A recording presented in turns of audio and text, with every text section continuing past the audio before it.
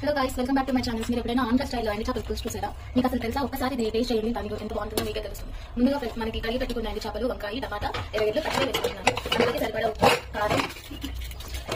నేను కళ్ళు యూజ్ చేశానండి. కళ్ళు వేసుకోవడం వల్ల మనకి టేస్ట్ అనేది కొంచెం మారుతుంది. ఇంకొకటి పీసెస్ కూడా మనం పెద్దవి కోసుకుంటేనే దానికి బాగుంటుంది. ఇప్పుడు ఉప్పు, కారం, పసుపు, మనకి పచ్చి ముక్కలు నేను గ్యాస్ అంటే ముందే వేస్తున్నాను అనమాట. వేసుకొని కొంచెం నూనె, పచ్చి నూనె యాడ్ చేసుకుంటున్నానండి. ఇప్పుడు ఈ నూనె యాడ్ చేసుకున్నాక మనం బాగా మిక్స్ చేసుకోవాలన్నమాట. ముక్కలకంతా పట్టేటట్టు మనము కలుపుకోవాలి. ముక్కలు కంటే పట్టేటట్టు ఉప్పు, పసుపు, కారం కలుపుకున్నాక మనం ఇప్పుడు ఆల్రెడీ చింతపండు రసం అనేది చేసుకోవాలన్నమాట. మనకి పులుసులో అదే కదా ఇంపార్టెంట్.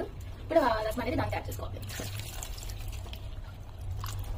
చింతపండు రసం మనం యాడ్ చేసుకుంటున్నాము.